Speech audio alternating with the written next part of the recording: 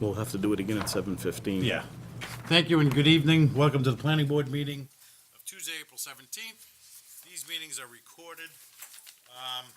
Just for those individuals who may be here tonight on the application of Grayson Builders for Labrador Estates, located off of Central Street. He wasn't on the agenda till 7:15, but again, if there's anyone in the audience that's here for that, the applicant has requested a grant of extension until the following meeting of May 1. Again, we will announce it again at 7:15, but I figured if there was anyone here for that, you could certainly be free to leave. Anyhow, with that said, I'll take a motion on the minutes. Motion by Joe, seconded by John. Any questions on the minutes? All in favor, opposed, unanimous. We also now have the reorganization. I'll take a nomination for the chair. I'll nominate Joe Calgione for the chair. Nomination by Lena, seconded by Babe, for Joe to be chair. Any discussion on the motion? Here or not? All in favor, opposed, unanimous. It's all yours, Joe. Thank you. With that, we'll continue on with the other positions. Nomination, I'll entertain a nomination for vice chairman. Motion for Babe. Motion for Babe, second. Seconded by Lena. Any other discussion, nominations? No, hearing none. All those in favor? Aye. Opposed? Unanimous, 5. I'll entertain a nomination for the clerk. Karen. Nomination for Karen Jackson. Seconded by Pat. Nomination was by John. Any other nominations? Hearing none. All those in favor? Aye. Opposed? Unanimous. For the MAPC SWAP representative, and I'm trying to, Who was that? I think it was me last time, actually. I think we I changed. see you doing valuable work if we can't remember. Well, there hasn't been much of anything going on with it, but I believe, John used to be, but I think the last time it was actually me. John, you up? Sure, I'll make a what the motion hell. for John.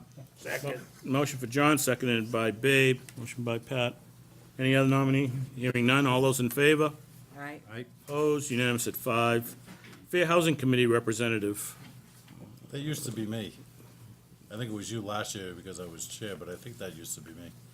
I'll take it for the team. Okay, nominate Pat. Nomination by John for Pat. Do I hear a second? Second. Second by Lena. Anyone else? Any other nominations? Hearing none. All those in favor? Aye. Opposed? Unanimous at 5. Open Space Advisory Committee was me. I'll nominate Lena. Motion for Lena. Second. Yeah, that's second. Second by Babe. Any other nominations? Hearing none. All those in favor? Opposed? Unanimous at 5. Middle School East Reuse Committee Liaison. Is that even viable? I don't think, it's I viable. believe that it's been, I mean, it may think still we be can open, skip but there hasn't that. been, I think that's it, Devin. yeah, that used to be me. It hasn't been a meeting in over a year. I'm pretty sure it's dead. That's what I'm thinking it's sold, Yep. so I'm just gonna skip that one. Just that one. I'll entertain a motion for the clerk and town planner to sign correspondence for the Motion. chair. Motion by Pat, second by Babe. All those in favor? Aye. Unanimous at 5. Authorize the clerk and the town planner to sign the planning board meeting postings. Motion. Yeah, second. Motion by Pat, seconded by John. All those in favor? Aye. Opposed? Unanimous at 5. Authorize the town planner to sign the 81 Motion. Ps and site plans after board approval. Motion by Pat, Second. second by Lena. All those in favor? Aye. Opposed? Unanimous at 5. Authorize the town planner to sign planning board payroll. Motion. Motion by Pat, Second. second by John. All those in favor? Aye. Opposed? Unanimous at 5. Authorize the town planner to call planning board meetings and set public hearings. Motion by Pat, Second. second by Babe. All those in favor? Aye. Opposed? Unanimous at 5. And authorization for the town planner to set planning board agenda. Motion. Motion by Babe, seconded by Pat. All those in favor? Aye. Unanimous at 5. Alrighty then. You did the meeting minutes, right? I did. Larry, do you have any 81 Ps? Yes. First one's on Grayson LLC Okay. on Wales. Yep.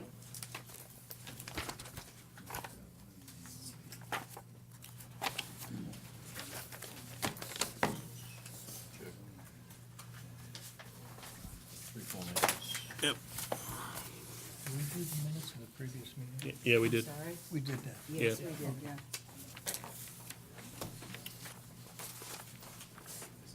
Go right into the-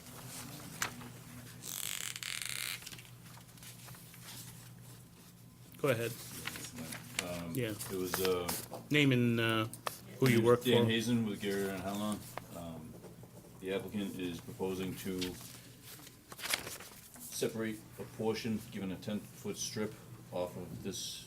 This was all one lot here, all the way out. He's looking to separate into 3 lots, giving this lot 7A a 10-foot strip, and then the remaining backland, cutting off this section, and then leaving this as a non-buildable lot right now. Not sure what his plans are for that piece in the future. Town taking for taxes. Any questions from the board? Larry, it's endorsable as, Yep. yeah, parcel A is not a building lot. This is no frontage, Slate. correct? Correct, it'll be combined with lot 7A. Okay. Make a motion, we sign the Hold on, did you get, oh, okay. Yeah. Motion by Babe to have the town planner sign the 81P. Do I hear a second? Seconded by John. All those in favor? Right. Opposed, unanimous at 5. You date him? No, I'll do it later, that's all right. If you don't mind.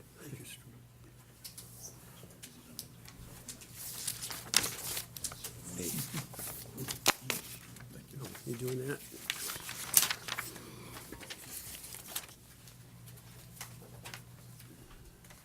Orchard Street? Yes. Dan Hazen, Gary and Howland. Just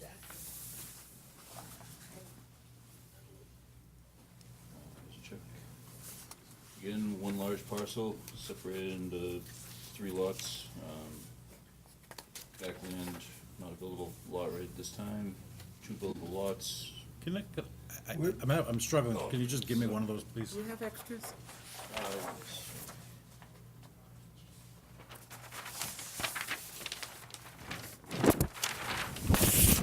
I'll look under there.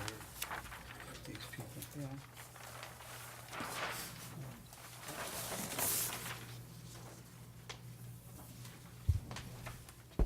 Where is it? My tension wires just after him. Okay. Yeah, the Highline goes right through it. Lots meet area and frontage. Is that it? It's endorsable as submitted. Any questions from the board? No, no. Do you have the paperwork? No, that I don't have. Do you have the, Is it under your plan? No? I believe he brought it in. Parcel A is just, I just gave him, parcel A is non-buildable. I just gave him the check. Sure it was. Did he put the, No, I have the check. I just don't know the paperwork. I just don't have the, didn't bring the 81P? No, that's what I'm looking for. No, I thought you said you were gonna bring them. I don't bring it. I was told that. Well, they emailed them. They emailed me one copy, so I assumed you bring one. It's not the. I don't know if I even printed one or not. Here, this guy's. doesn't have frontage. it's no frontage, yeah. No frontage? Yeah, on the second, on the parcel A, there's no frontage. Well, you guys are supposed to Nothing. bring the thing with No you. frontage on that. No. I don't see it. You think you could describe I only had one anyway. What do you want to describe? what?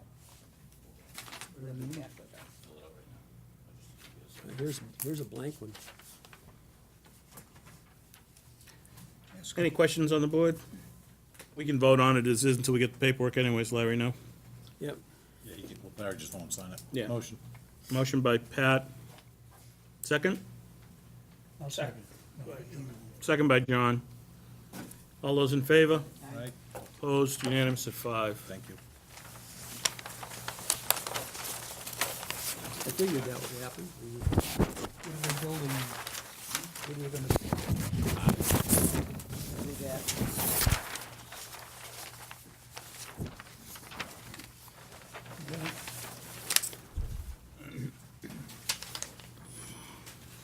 With that, we'll go to the, you ready, Larry?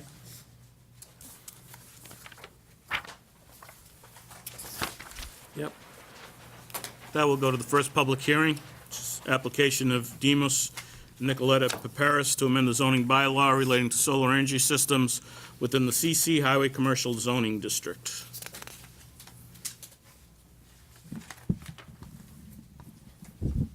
Attorney Fernandez. I think he has Good evening. Want me to read the? Oh, you gotta read the I think he has to read the, notice?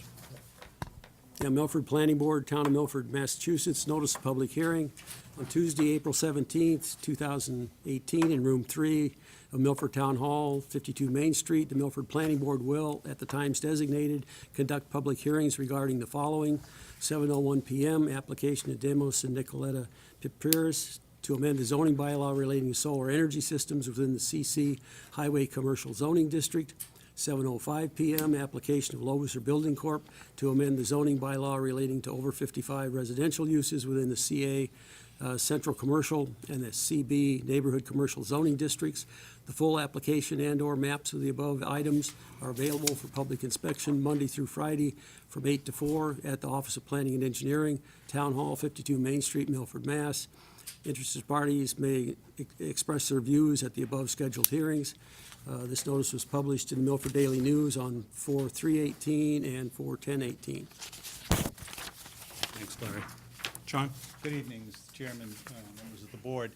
For the record, my name is John Fernandez. I'm an attorney, and I'm here representing the Paparis family, and with me is Nikki Paparis, one of the owners of the Dairy Queen property up on West Street in Milford, a very significant and successful business here in Milford, as we all know. I think a show of hands would show we've all been there.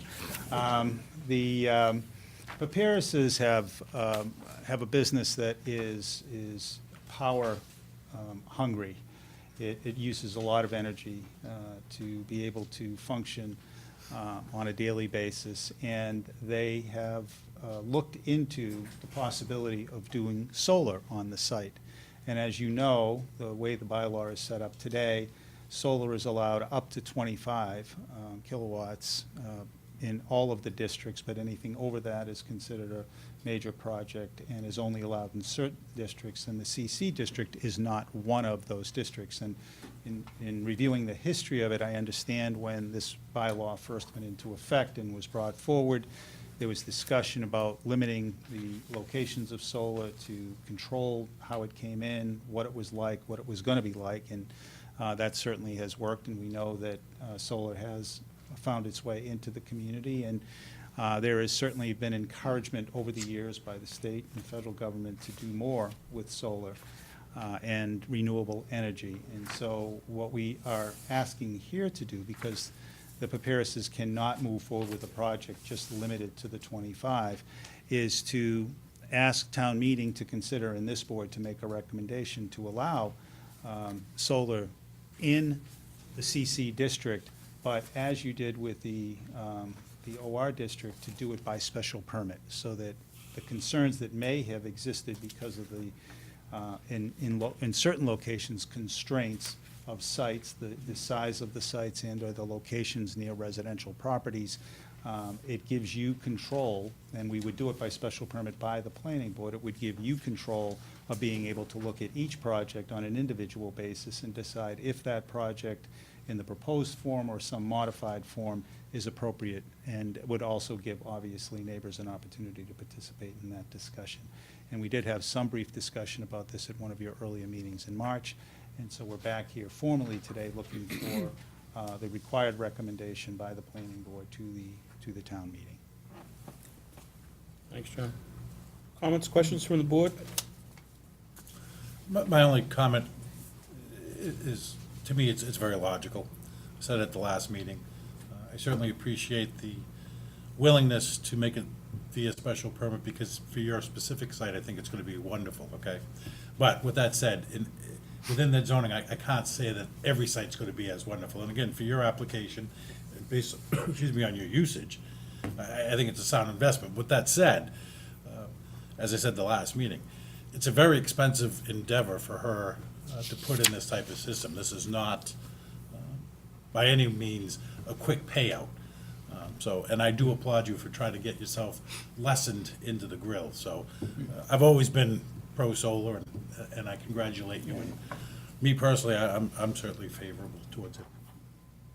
Yeah, I think my biggest concern is obviously there were issues with this zone in residential, but I think the fact that it's special permit protects us from that. I mean, I think we need to be cognizant of neighbors and residences and having structures near them and stuff. So I think the special permit provides that protection, and in saying that, I think, obviously, the ability to have usage, commercial usage, put in solar to help their business is something that we should help, so. With that, I'll entertain a motion for recommendation to the town, to the public. Public Good, hearing. I see if anyone else has it. Oh, that's right, this is a public hearing. Is there anybody in the audience who wants to speak on this article? The hearing not? I'll make a motion to close the public hearing and pass it favorable to town meeting. Motion by Pat to close the public hearing and send a favorable recommendation to town meeting, seconded by John. Any further discussion? Hearing none, all those in favor? Aye. Opposed? Unanimous at 5. Thank you very much. Good night. With that, I'm going to go slightly out of order, just so we can get it out of the way. It's after 7:15. So officially, we have a request from Grayson Builders for an extension to our next meeting at May 1st. Do I hear an acceptance of the request? So moved. Motion by Pat to allow for the extension for Grayson Builders for Labrador Estates to May 1st, seconded by Babe. All those in favor? Aye. Opposed? Unanimous at 5. Anybody that's here for the Grayson Builders, Labrador Estates, the public hearing will be continued on May 1st, and more than likely it'll be one of the first things on the agenda, so it'll be just after 7 o'clock on the 1st of May. With that, we'll go back onto our schedule. The 7:05, application of Loberson Building Corporation to amend the zoning bylaws to over 55 residential use within the CA, Commercial CB, Neighborhood Commercial Zoning District. The clerk, town planner has already read the Posting. post. Attorney Antonellis? Good evening, gentlemen, ladies and gentlemen, thank you. With me is Mark Allen. Kevin Lobeser, who is the sponsor of this article, is away on vacation.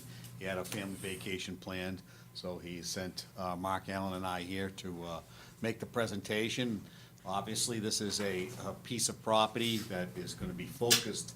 The focal part of this rezoning is in fact one parcel of property. We are creating, simply going to add to an existing zoning district the ability to have residential apartments along Main Street in the CB district. In this particular case, my client has focused on the over 55 aspect of residential housing, believing that that type of housing is the best transition housing for Main Street in Milford. The two placards that Mark has put up, the one furthest to the left, to your right, to the board's right, is the overall site plan showing the location of the existing Middle School East building. Those of us who have been in Milford a long time remember it mostly as St. Mary's Central Catholic High School. And so in my life growing up here, that's what it was. And as you know, that you see the front of the building in the picture. Mark can point to what's called the old part of the building, which is the historic part, which is sit here in front. And the major footage of the building goes up Sumner Street and was what was the cafeteria, gymnasium, and some classrooms. The anticipation, and I know we're not here for site plan, I understand that, but it's hard not to talk about it unless we talk about it with the building. The anticipated use of this building is to raise the existing new structure, which is the gymnasium and cafeteria area along Sumner Street, to add a transition piece to the existing structure, which you see on the print as the green, and then to build a new addition along Sumner Street to pick up the architectural integrity of the existing school building. The intention, obviously, is to use it, in this particular case, solely for residential purposes. We are obviously cognizant of the fact that this is a Main Street property, and the bylaw as presented to you does not prohibit any of the activity that otherwise would be allowed on Main Street. It simply adds the ability to have an over 55 apartment complex, sets forth what we think to be a reasonable and logical parking calculation, and provides for the ability for this board to be the final determiner of how this thing is permitted. So again, I know that there has been some conversations about the fact that this came to you a lot faster than you thought, but the terms and provisions of the purchase and sales agreement with the town of Milford require that my client buy it right away and get going with it. And so, to the extent that we could move this forward on the annual town meeting stage, we wanted to try to attempt to do that. We feel strongly that the use of this building and the retrofitting of this building into over 55 housing will be the best first move for the rehabilitation of Main Street. I know that this board and other groups in Milford have long thought that Main Street should probably be adapted in its use and its capability, and we think that this particular building, one with historical significance, to be converted into residential is the appropriate first step in that move on Main Street. And so we're here tonight to answer questions. Mr. Lobuser is very excited about this possibility. I can tell you, having viewed the plans and looking at the work that's gone into this, he has spent considerable money already in design work and in outlining how demolition will take place.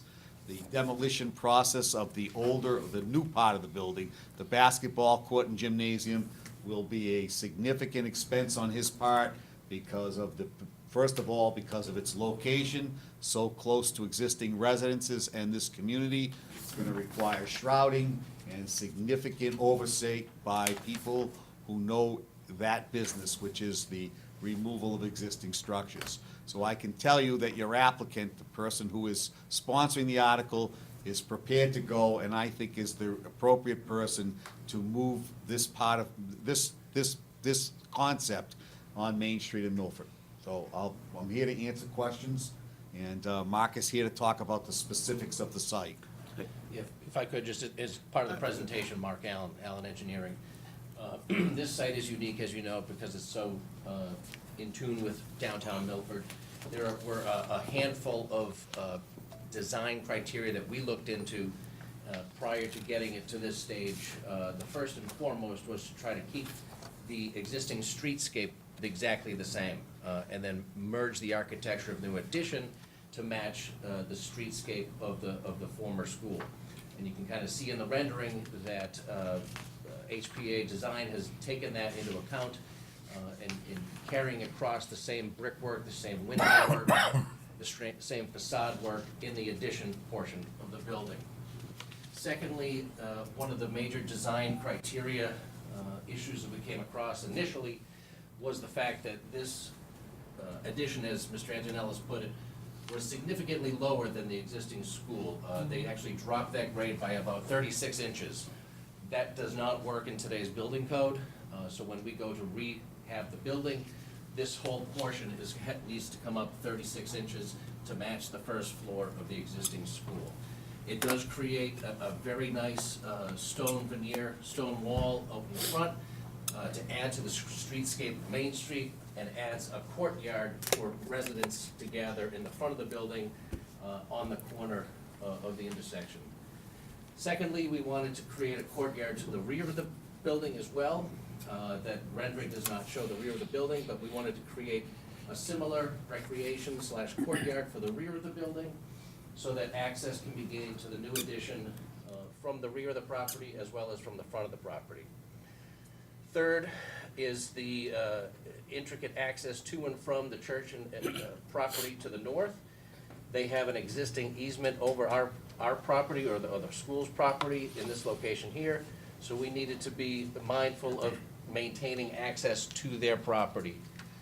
They also have a drainage easement that goes west to east to service their stormwater facilities on their property, through our property. So when we looked at outlining the site, creating as much green Is space. this about this or about the, I don't wanna go through. You're getting into this the is- site plan. This is a site plan review. I have nothing to talk Sure. about. I have nothing in front of me on that. Sure, understand.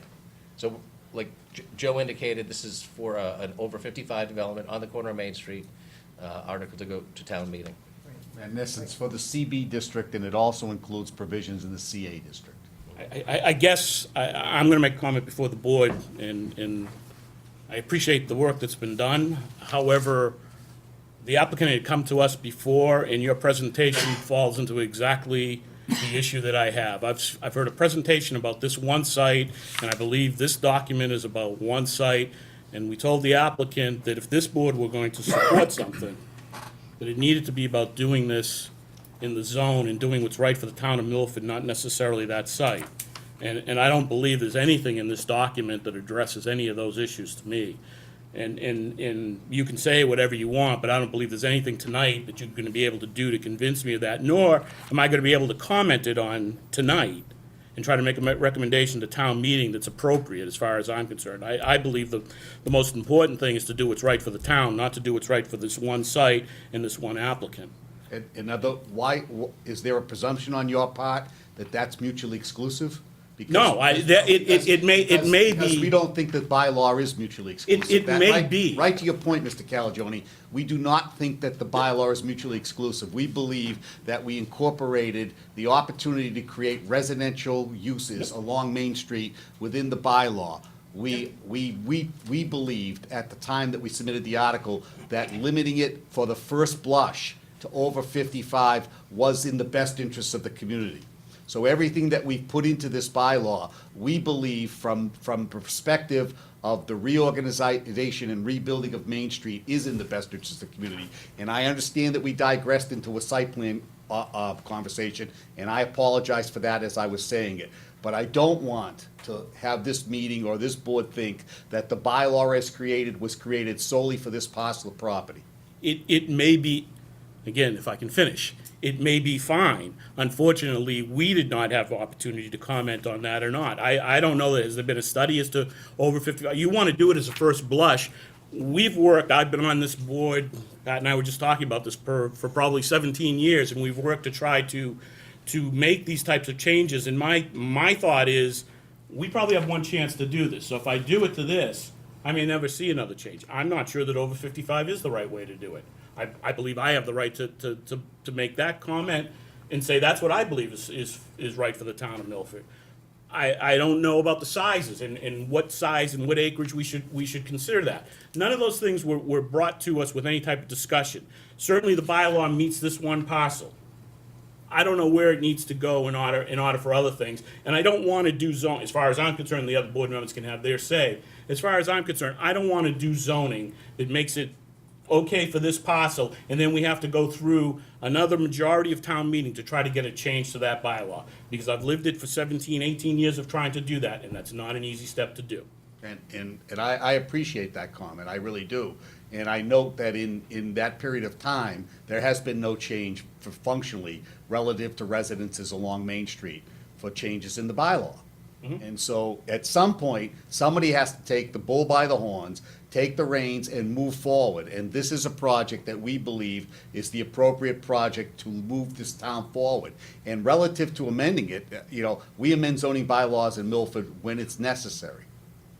Okay, and again, I believe it's necessary to start looking at rebuilding Milford. This is one particular parcel of property that we think fits in, and I don't think we've excluded anybody from doing anything else in Milford, in Main Street, because we haven't functionally changed the zoning. We're simply allowing another use.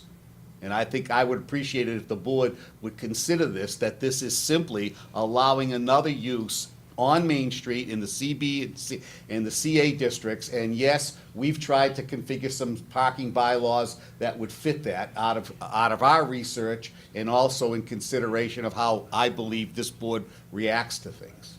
So that's how we got to this bylaw. I recognize that, but I guess we can beg to differ as to how that was done. I believe there's a more appropriate way to do it, and it was the way that we had discussed with the owner at the time. And having this board be able to make decisions and discussions as to that, as opposed to seeing a bylaw in front of us that certainly fits this as the one thing. I think it's more appropriate to make it so that it fits the whole area of downtown. With that, I'd like to open up the comments to the other people, board members. Again, that's myself. If I may. Joe, clearly, we've tried this twice before, unsuccessfully, for whatever reasons, God knows, doesn't really matter. I don't think the issue is whether or not we support the concept of residential living. That's really not the issue here. Two things that I'd like an explanation or give me some feedback and thought. I'm not 100% convinced that limiting it to age is the most appropriate thing to do, okay? I have zero problem in terms of occupancy and things of that nature, that I'm less concerned about, but to me, I think to bring life to downtown, to change the complexity of downtown, I don't want to limit it just to a certain age group. This is just me thinking out loud. So if you can give me some thoughts, some ideas, some convictions of why it should be over 55, I think that might be helpful, number one. Number two, in terms of the parking, you know, I know the first presentation was 1.5, this is up to 1.75. I'd like some explanation on that too, because I'm gonna tell you, one of my concerns is gonna be now, again, only because you opened up the door, when we look at long-term site plan. I'd like to know the rationale behind that as well, because to me, again, if you look at it, it's not over 55, then 1.75 I don't think would work.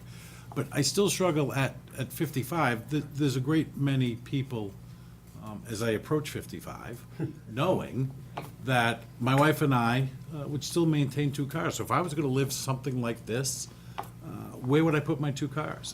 Again, so I'm thinking in a practical, so if you could just give me some, you know, kind of some feedback, some insight.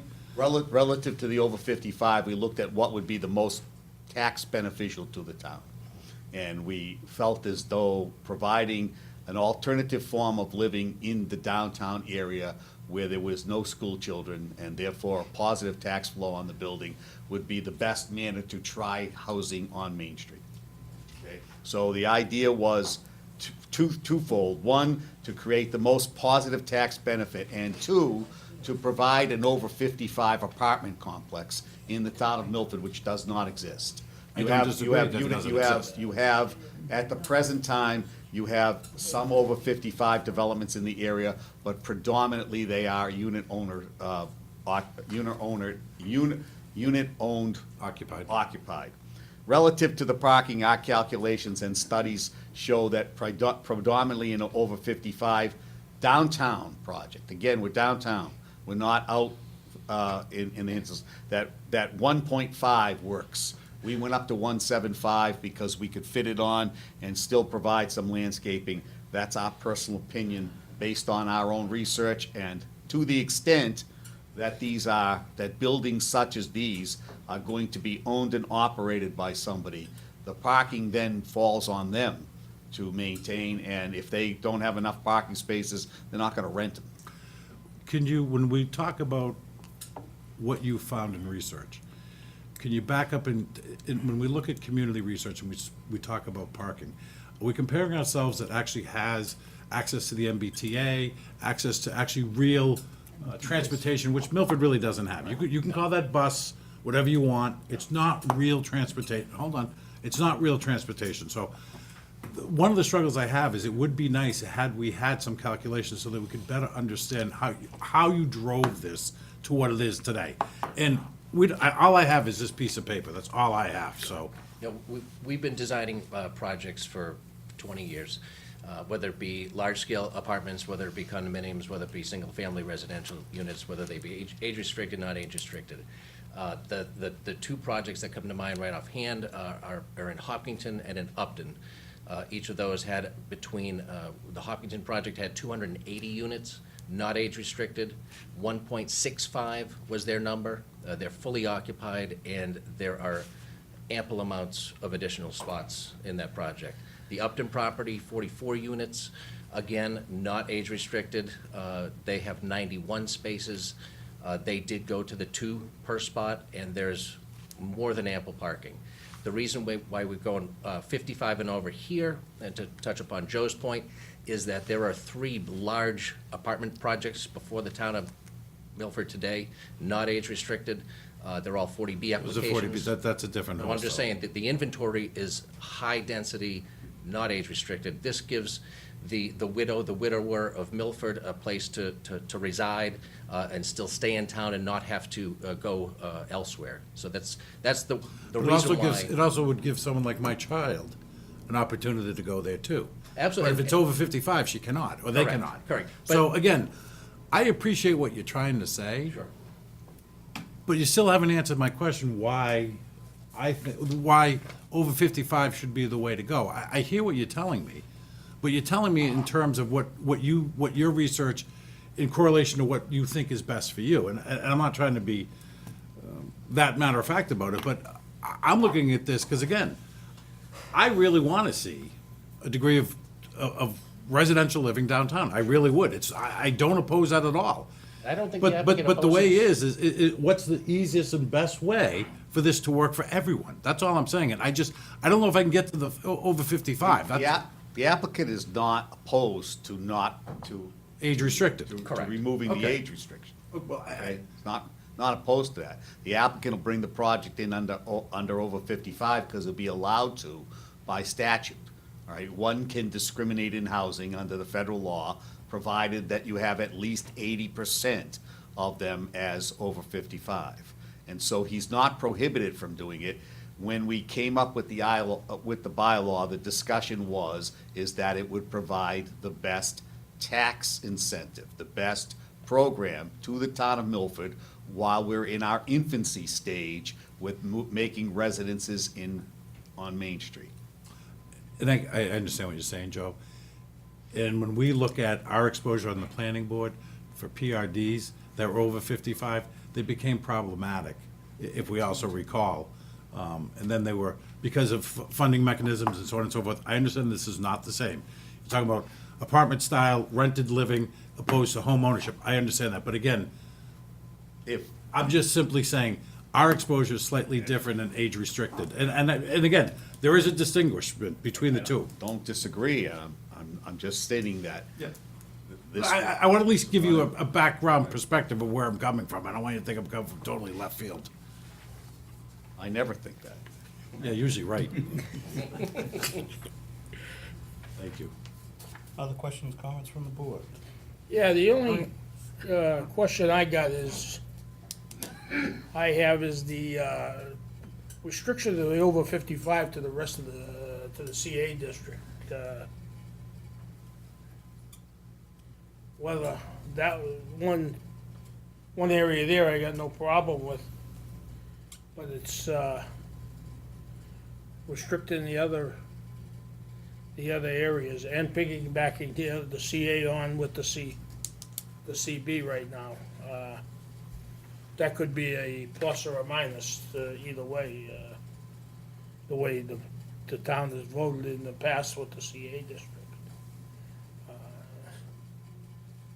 Thoughts of why you added the 55 on?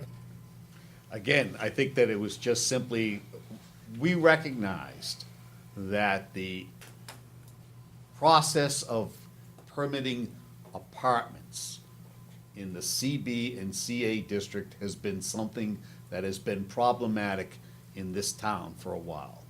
There has not been any success in other attempts to move that forward. So, with the knowledge that there has been pushback, we thought that the best way to do it was to soften the approach coming in, and again, felt very strongly, and I know I'm not supposed to be talking about this site specific, but it's hard not to. Feeling very strongly that if this project, as presented to you, with the restoration and rehabilitation of that structure on Main Street, was the first project to move the downtown forward, that it would be a really great introduction for the future of merging the uses in downtown Milford. So we thought that we would pick what we believed would be the most positive tax and the easiest thing for people to understand and get their arms around. If that's a mistaken judgment, it's a mistake, but we brought it in that way. Again, I'm mindful of the past history in moving apartments into the downtown area relative to the floors and the arguments that have come, and people have their own feelings about it. I happen, spent my whole life here. Right. And in my whole life, I have not seen an awful lot of new building on Main Street in Milford. Right.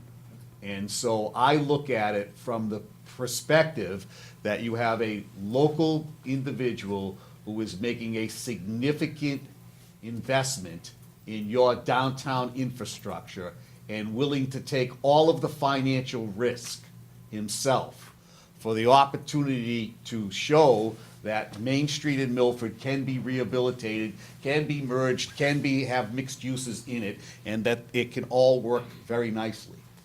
That's the bylaw we designed. We thought it would do the best thing to get to that point, and I feel strongly in my presentation that that's the right way to go. Again, based on what I've seen at the town meeting on prior occasions. That doesn't mean we're gonna get the 2/3 vote, but I think that it's a logical and reasonable way to move forward to get something started in downtown Milford. Joe? That was that's a good presentation, but when Mr. Lobuser came in here a month ago, he came in, showed us what he wanted to do, and we talked about the bylaw, and it seemed to us at that time that this was all gonna come in October to give us as a board a chance to look it all over, to read it. This is the first time I've gotten this. I haven't even looked at it yet. So, I think it was a little disingenuous of him to all of a sudden, April 17th, come in here and put this down and say, look this is what we want to do. And I said to Mr. Lobuser, that is beautiful. I'm all for over 55. I'm well over 55. But I just felt that this is all going to take place in October. I don't think our board has really had a chance to, really look at this and really engulf it into our mind. And your presentation is great. And I understand that you want to make Milford, the downtown area beautiful. But I don't think that he was in good faith when he decided to come down and do this.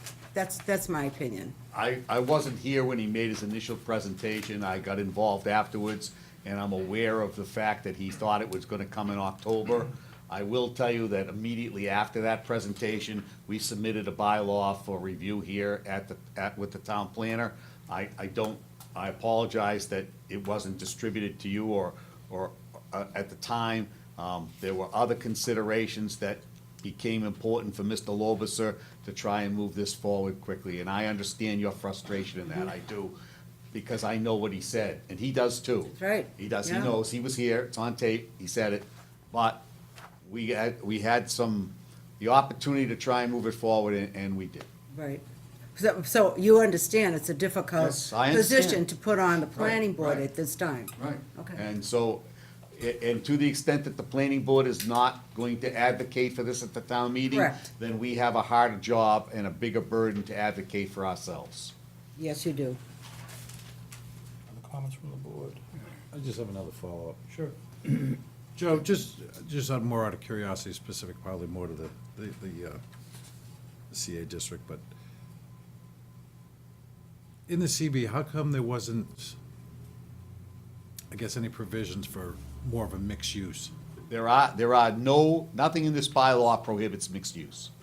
Okay. Okay, there is no retail component in this building, because there was never a retail component in the building, and we've made some assessments of the ability to put retail in there, and do not believe it will work in this particular building. That's not to say that a building that has mixed use already, it couldn't work. We don't believe it could work in this building. This goes back to one of my comments when we originally had, as to whether we wanted mixed use within the development to begin with. And again, that's not addressed, never talked about. I can list the things that, and again, I'm not precluding this to be the right thing or not, but the issues that I have are the over 55, the 1.75, the 1.5 acre parcel limits, and the fact that there's no mixed use within the building itself, as to whether there should be commercial and residential within the building somehow. Those are the issues that I expected to be discussed over the next number of months to come up with the correct answer. This may be the correct answer. I'm not precluding that. I'm just saying I can't support it tonight or right now because I don't have the answers to those things and I haven't had a chance to be able to look through and see what is the correct answers to those. And again, that's looking at this for the past 20 minutes. There may be something else that I'm unaware of, but those are the things that come to mind immediately to me that I have issues with, that I need additional time to think about it, need additional time to look at what else is out there and what would be a different way of doing it and see if that's right or not. And I agree, but I will just say again, there's no prohibition to mixed use in the bylaw. All of the uses that are allowed are still allowed. No, I understand that. Okay, and so in this particular situation, we believe there was no reason to bring it up because we don't preclude it. What I was saying is that we were talking about having to require that in order to use that. And again, That's the way I was looking at it. You're talking about imposing a Yes. use on a property owner. And we're talking about adding uses for property owners. There's a difference in it. And I understand from the planning standpoint, you maybe wanna dictate what goes on in any one building in Main Street. And what we're trying to say is that whatever goes on Main Street can continue to go on, and in addition, you can have over 55. But and again, I don't want to get into the discussion, because again, this was the discussion that I needed over a length of time, is that I don't want to see Main Street turned into a residential area either. That also means that somebody can change the use and make it residential. There's nothing that precludes them from changing that once we do that, and I'm not sure that's the way I wanted to go. So that's sort of where I'm coming from with that. I'll read this letter that the board received into the records, and then I'll open it up to anybody that's in the audience if they have any comments, as it is a public hearing. This is a letter to the town planner. Dear Mr. Duncan, I, Vaha Sankesian, as an owner, manager, and trustee of some downtown commercial buildings for more than 45 years, are excited to see that there's a proposal for the defunct St. Mary's School with a plan and a zoning proposal. My concern is that inasmuch as this zoning proposal helps Kevin Loberser, it basically does not do much, if anything, for other properties on Main Street. I am opposed to the stipulation that the change only applies to those properties that are 1.5 acres in size. There are very few properties on the street, if at all, that meet this criteria. Therefore, I am opposed to this size stipulation. Otherwise, I am delighted to see this proposal go forward by an outstanding, respected builder and developer who will make Milford proud and do an excellent job. If I may suggest, it would be in the best interest of the town of Milford and other owners to remove this size stipulation completely from the variance. I know that there's been many attempts to bring other similar proposals in the past to Main Street with negative results. Needless to say, times have changed, and it has been proven, well documented, and definitive plan to help more residents on the street, as in many other communities. It is good for business, safety, and for the town to revitalize Main Street. Vaha Sankesian. Is there anybody in the audience that would like to make a comment? You can come up to the speaker, yeah. You can come up to the speaker, Ronnie.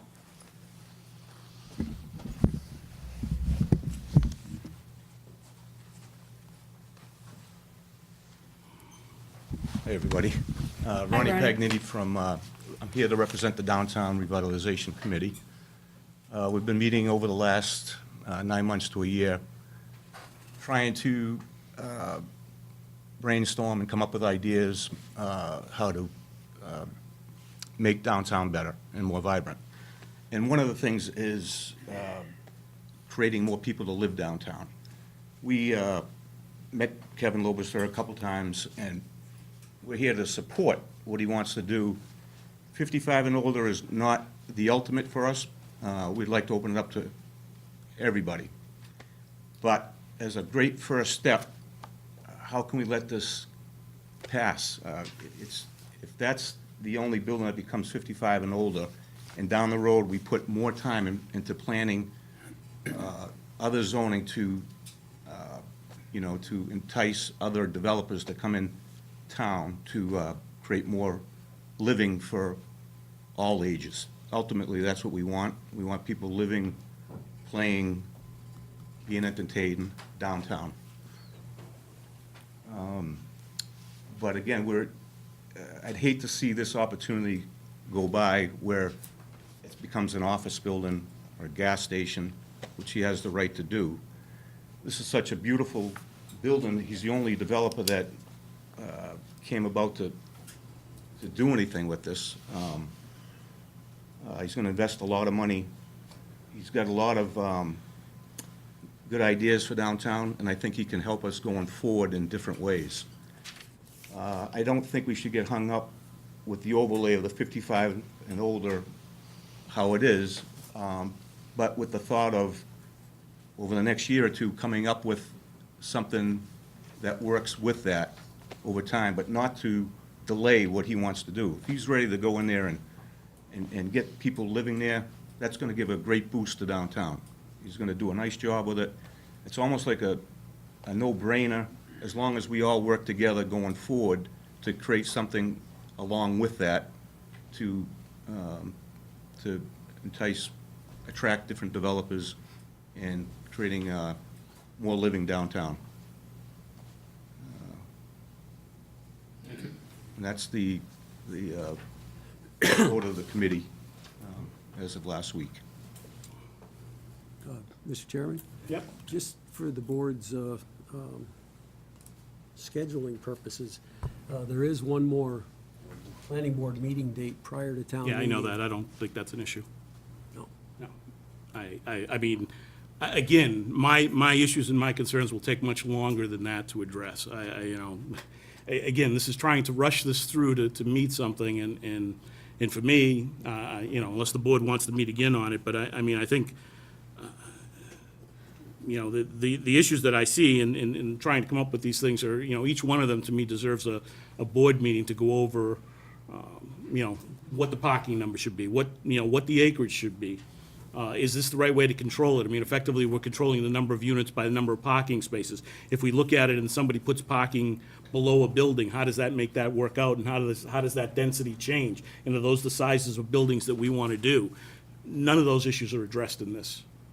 And I don't believe that those answers can be in 2 weeks. I mean, the board is obviously open to do whatever they want in how we move forward, but I think those are the types of issues that I really felt were important to look at as we move forward with this bylaw. And the thing is, we talk about what's best for the town of Milford, and I understand that, and I understand what this building means.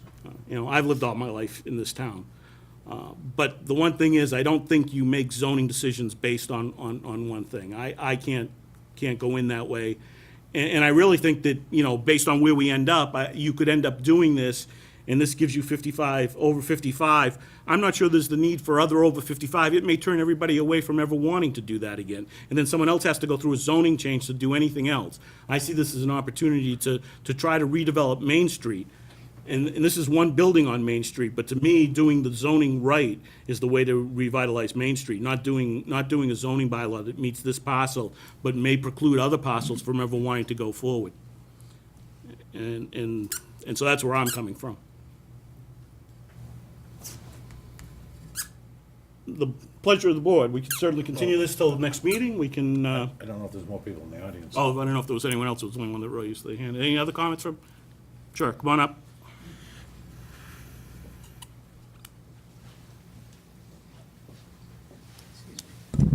Thank you. Hi, my name. Is that good? That good? Yeah, you could probably take it out of the thing if you want to. I don't- Oh, then it looks kind of stand-up comic-y, and I don't want to do that. My name's Brian Cole. I'm not over 55. Address. Oh, sorry, right. 2 Edgewood Road. I'm a town meeting member along with my wife in Precinct 8. I agree that it's important to try and get this right rather than pass something quick and go back and try and fix it later. My question to the board and to the presenter would be, are there other towns, other municipalities in Massachusetts that have zoned a section of town specifically for over 55? I couldn't find any quickly, but again, it was just a half-assed Google search. I don't believe so. And we're not zoning it, this is an overlay district. Sure. We're just allowing, under this bylaw, for over 55 as a use in this overlay district. That's all. Is that, does that appear in any other? It's not- Address the chairman, Oh. please. Mr. Chair, could I ask an additional question? Well, the town, yeah, the town planner may actually be able to tell you too in terms of the issues with the over 55 and whether it's anywhere else. I'm not sure if he's seen it anywhere else himself.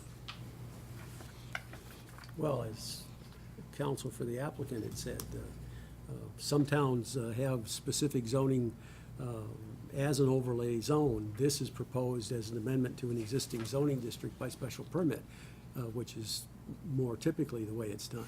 And a variety of towns do that. That's why you can't see it jump out at you when you try to find it in the zoning bylaw. So there are other towns that have over 55 zone, But there are federal regulations, as counsel for the proponent also mentioned, that make it more difficult when you get into that realm, so. now, is that for specific buildings or for sections of That has town? nothing to do with this. So I don't want to spend our time answering your questions about zoning 101. Oh, What- I'm sorry What for other wasting your questions do you time. have? then. What other questions do you have? That was my question. Till the next meeting. I mean, I think at the end of the day, there probably are some places that have over 55. It gets into federal issues as to what you can preclude or not preclude if you have that, is effectively what's being said. But there may be some that are out there. Again, that's one of the issues that there's probably members of this board have the same types of questions in terms of wanting to know or not know. Well, there you go then. Anyone else? I'd like to continue this until at least the next meeting, or the meeting after that.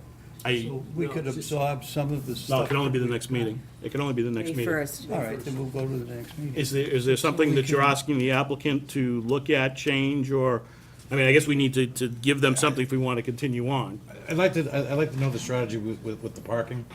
I'd like to know the strategy with the over 55.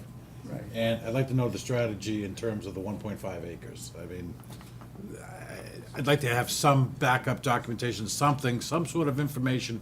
And if I may, be so bold as to ask for it prior to the meeting, if you can send it to Larry, so that we can actually absorb it. I think that would be very helpful, at least for me it would be.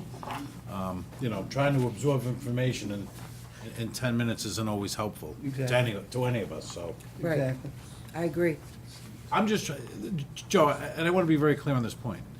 Again, I don't object to the whole premise of downtown, but we have to look at this to see what's, and by the way, Joe, look at me when I'm speaking to you, please. I'm just checking the bylaw. We have been a failure at this twice, so it's not that we know anything, okay? So I'm gonna stand on the soapbox and tell you, it's not that I'm unappreciative of what you're attempting to do.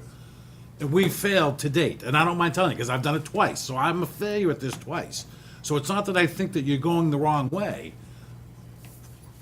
and I'm appreciative of what you're doing, but I just think that it's a lot for us to process with limited information, that's all I'm saying. Not a problem. We're more than happy to come back. I would just make the following comment, and I know you've got a busy agenda.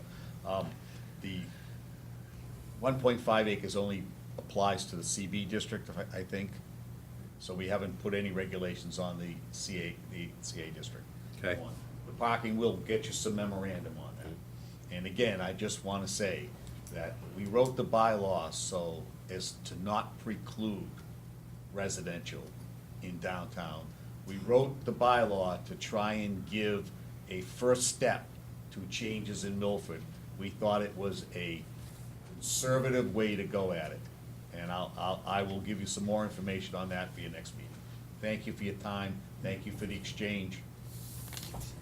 Thank you, Joe. Did I what? Is there a second? No, not yet. So second on John's motion Oh, to, second, sorry. second by Pat to continue to the next meeting, May 1st. Yep. Joe, before, Yep. is there any willingness to disengage the CA district from the CB? I think my client would be open to any kind of conversations. Did not need to be dictatorial in this regard. Again, we used the existing bylaw, we used was past practices on amending the zoning bylaw in Milford, and I think that you know that my client has a reputation for cooperation and doing a good job, and I hope that my reputation in front of this board is that I tend to be cooperative also. I'm going to take all of the comments that were made tonight, get them back to my client, and try and fashion a remedy that we think will work for everyone. Again, I'm personally excited about this project, and maybe my excitement for it is somehow a negative, because I'm making a presentation, but I'm very enthused.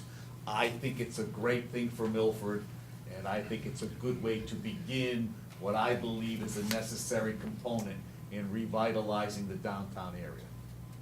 Again, I'm not against the residential in the CA, I'm against losing this in the CB For because that. of the CA. Understood.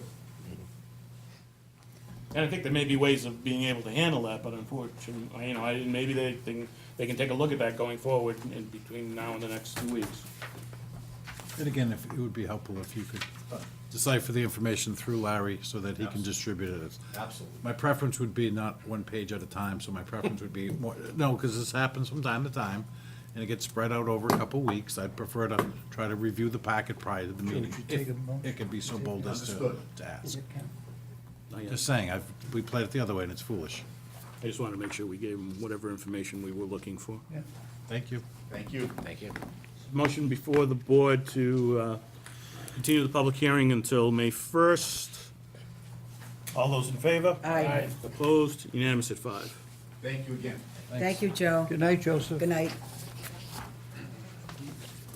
Next, we have the continued public hearing, application of Lily Bean LLC for approval Ariana Estates definitive plan, a 5-lot subdivision located on 1.93 acres off of Fruit Street.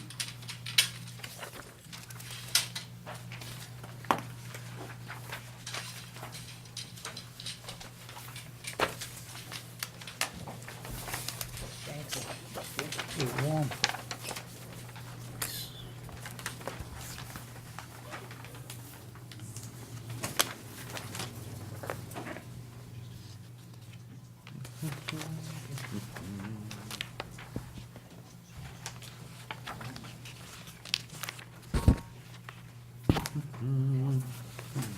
Go ahead. Good evening, George Mihov, Gary and Hellman, and I'm here to present Ariana Estates. It's a definitive subdivision for 5-lot subdivision on a 2-acre site, and the project includes 205 feet of road with a cul-de-sac and a drainage system. It also includes the cul-de-sac will serve 4 of the lots. One of the lots would remain as is, and it will be served by Fruit Street. And since this is not the first presentation on this project, If you can just go over the changes. Yes, there were some changes, and we issued a new a new plan set that was distributed to the town, so I wanted just to go over the changes. Okay. And the new set came in March 19th. The overall concept remains the same. There are changes requested by different departments and during different meetings. During the previous planning board meeting, an issue came The frontage. with the frontage. Yes, this is precedent for Milford. We looked into it, and we managed to change the property lines in a manner that gives us 64.18 feet of a straight line, and then we took half of the curve, and this comes to 80 feet of frontage, which is sufficient.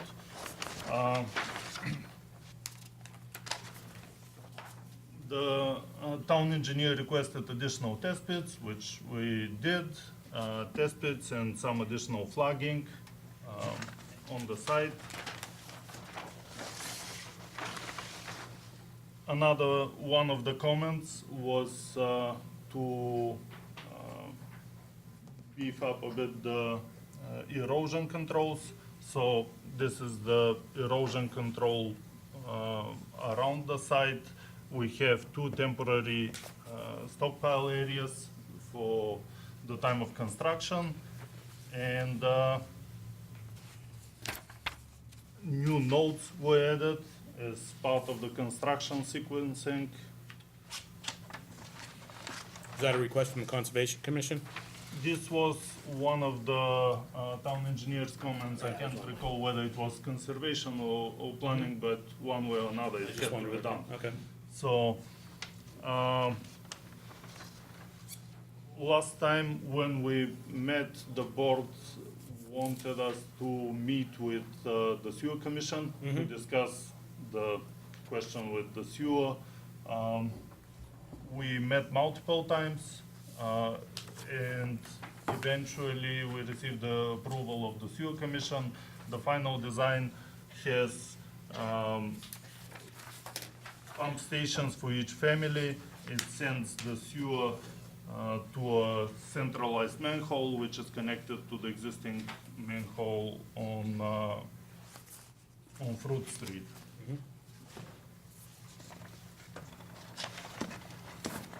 Board does have a copy of the approval from the sewer department in their packet. Yeah, I saw it. There were comments about showing better the orifices of the outlet structure, which I did. And there were a number of comments connected to details that needed to be added to the plans. So I did the changes. Silt fence barrier and silt sacks for the proposed catch basins, things of that nature. So, if the board or anybody in the public has questions. Yeah, I'll handle that. So if you remember, we did, the attorney for one of the abutters did come forward. Jerry did write, and that's in the packet, that based on the court case, they needed to change either change the layout of one of the lots, or that lot Goes away. wouldn't, yeah. So apparently they've changed that, Larry, that lot's okay. Mike, was the testing and everything, have you gone through that, and Yeah, you're all set with that? Yep, everything addresses my comments. Okay. With that, I'll open up to questions for the board first. Any questions from the board? I'd like to hear what the public hearing, I'd like to hear them, Yeah, I'll open that what up they for have to say after. before I speak. Is there anybody in the public that wants to talk about this? Yeah, you got one. Come up to the front, please. Don't trip. Just quickly, if I may. As a matter of right, how many 16,000 square foot lots did you create? We have this one that is above 16,000 square feet. We have, this is lot number 1. Lot number 2 is above 16,000 square feet. Okay, now Lot we know- number 3 is 12. Okay, so we know lot one, you're relocating an existing two-family to either lot 1 or 2. It will be to lot 4. Yeah, but lot 4 is 12,000 square feet. They may not be able to do it. Yeah. They have to- They have to, that's what they're planning on doing. They'll have to get a special permit to do Yes, that. this will be a Okay, but see, special this is permit. where fundamentally we go back and forth on this.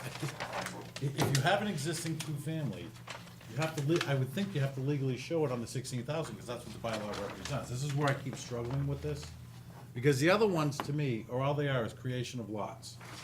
There is no inherency that you're allowed to put a duplex there without a special permit. I can't control what the zoning board's going to do, so it's presumptuous at best. So if you have an existing two-family home, and you plan on relocating it, then I would think logically you have to locate it on a legal lot of 16,000 square feet. This is what I keep getting confused about. Yeah, the other. Either lot proposed 1 or two-families. lot 2. You can't put it on a non-conforming lot. Am I wrong? No, you're not. The Without a other special proposed permit. two families. But the presumptuous, there's a Well, presumption here. what would it change that the- anything we're doing? It will, Because I don't want to stipulate that that could be a two-family, when in fact, it's not, because it's not compliant to the zoning bylaws as it exists today. That's what I keep contending.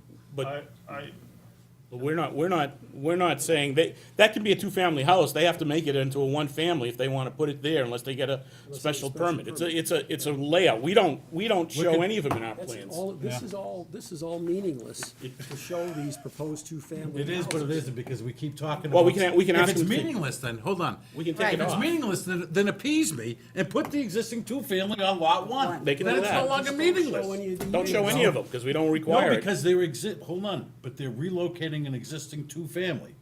Therefore, you would think logically you have to make it compliant. That's my argument, and as it's been from day one. But what I'm saying is they don't need to show any That's fine. building. Okay. Why? But you are, because you're moving an existing building. How do we know that? They don't have to move it, is what I'm saying. But he's not contending that he's raising it. He keeps contending that they're relocating it. It's not, fine. Again, I'm sorry, but I can't get over it. Ah, It's the way it's. I'm sorry, just continue, I'm sorry. Well, no, but No. the simple answer Just to remove this is either don't show any of these units and don't purport to things that this plan may be supporting. That's or- my point. I don't want to support something that's not Or legal. show the relocated existing two-family house on one of the 16,000 Thank square you. foot lots, so you don't That's all. create this question. this is the first time that I received this comment, I agree with it.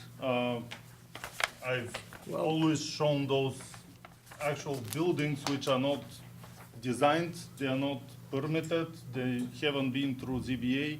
So I've shown them for the sake of clarity. I understand your point and I agree with it. This isn't the first time the board's. had This that isn't my concern. first time I've said this. This has been I going know, on but from the this get-go. That's is, fine, maybe I didn't say it correctly before, but okay.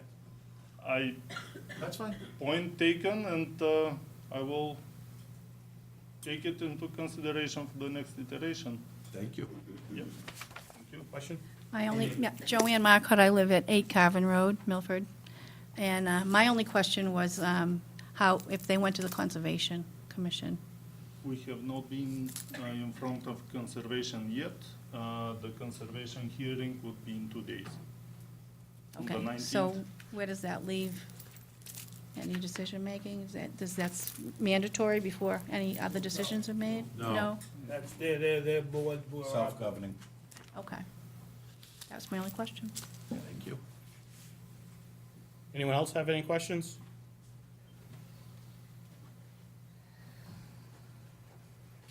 Well, I guess you,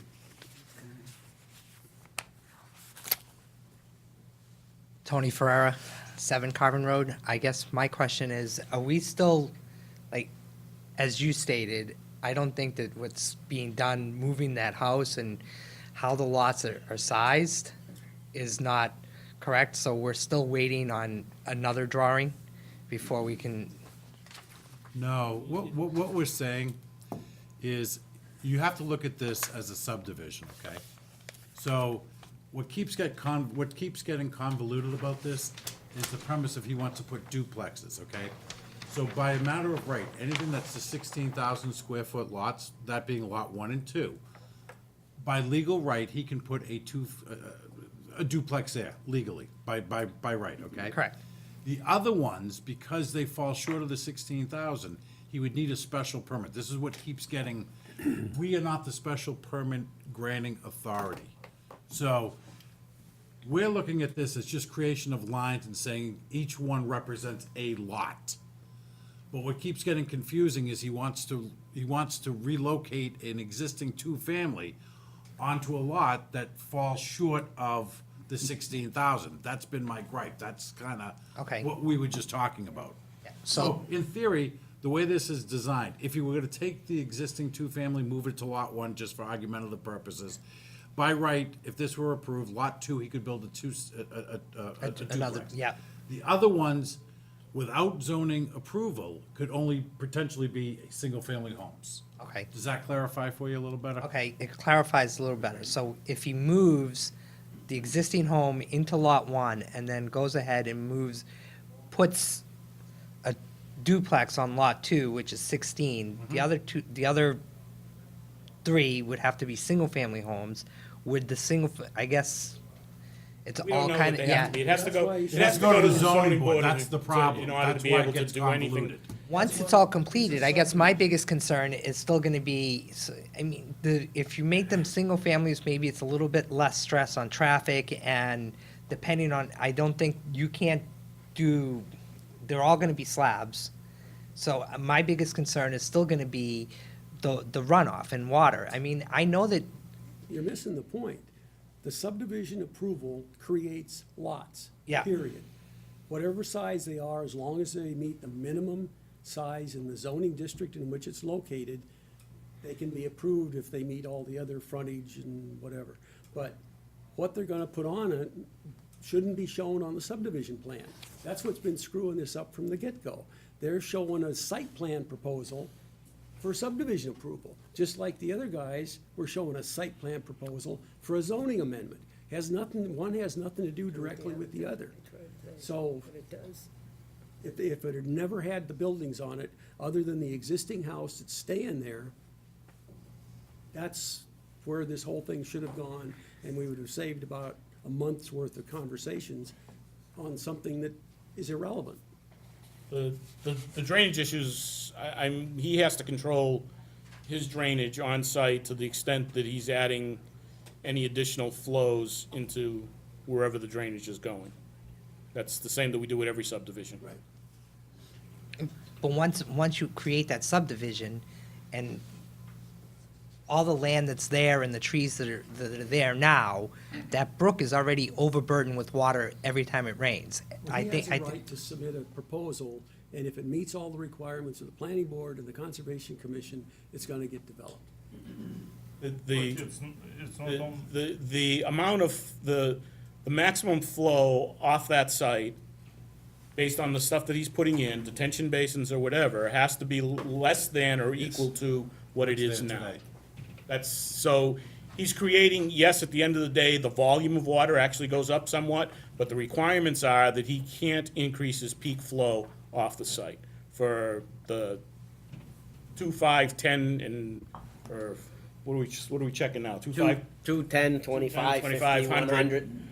So with those storms, the town engineers looked at the analysis in terms of where the water's going, based on the current standards, and the peak flows for all those storms is less than or equal to what it is now. Okay, then I guess my last question, we'll review, there's a project coming up that has to do with the brook. How is that gonna affect this project, and how much I mean, you guys have come through, someone from the town has come through my property, Joanne's property, and they're gonna be taking away part of the brook, and they're gonna be going through and doing something with the brook. Something's going on with the brook. Well, this one is in an area where the brook is enclosed. The So- brook actually No, the passes brook- through in an easement No, underneath it's in the back lot of, part of the. Yes, there's, here. yes, and also there's a I know culvert that underneath. whatever part of the brook comes from the hospital is buried underneath. Yes. But it joins with the brook here too, and then it goes back So underneath Right. on, So they're not on touching Vine it. Street. I'm not touching. No, the property that he's gonna be building on, the brook, this is, It's right on the brook. this is Joanne's lot. It may be Right on the on the brook, brook. but he's not gonna be able to do anything.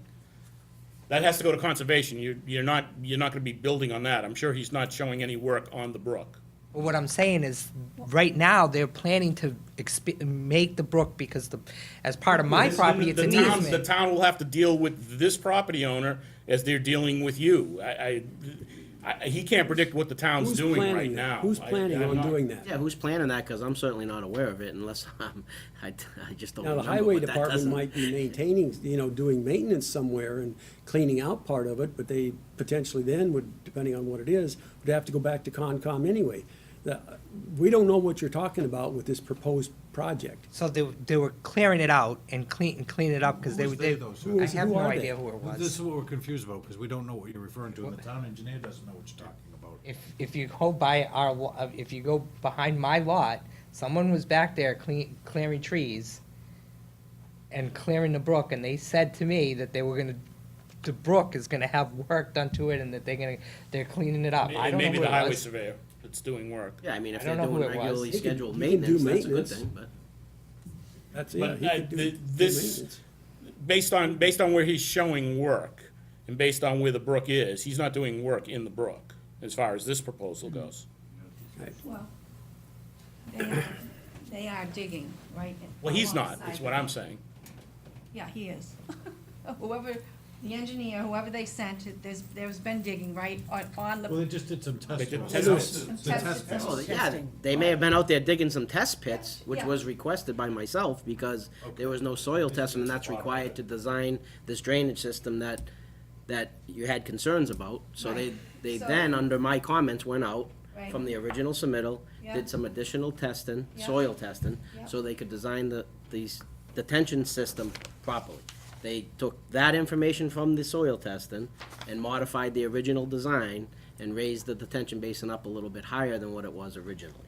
But they were out there because You it's requested them. required anyways to do soil testing for a detention system under the stormwater management. So if they were out there doing soil testing, that sounds a Well, I little know they were different doing than, that. there's some plans to Well, do. that's Tony speaking. All right, well. But I did see. But we're trying to figure it out with your comments to Right, understand but the they information are- you're giving us so we they can are answer you constr- properly. The way this is planned, they are constructing a duplex right alongside the brook, not just the culvert. Again, you're looking at a drawing of a building that we have no control over. Okay, well, I- And what about the The culvert? purpose of Is them that putting no- the building on it was them doing it. It's not kosher to what we're looking at. We're looking at the creation of the lots themselves. Where they end up putting the building, they may go to conservation when they do that. Conservation may say to move it or whatever. I don't know, but the lot meets the requirements that the town has for those buildings, for this zone. The building location is, we're not even gonna control that. We don't control that now at this point in the hearing at all. We don't control that at all as part of what we end up doing.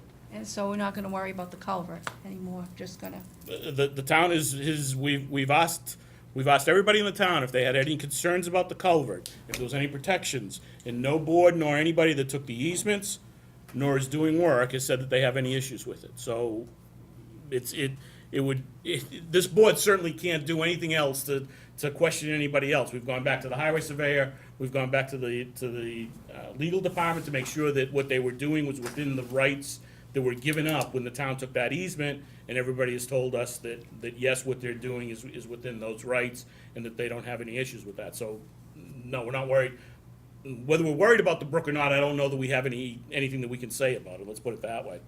I guess my only other concern is once they start doing this project, when they start doing this project, that brook between our side to their side, right? Those walls, which is why I thought whoever was out there cutting trees and doing whatever it is that they were doing, those walls are falling apart.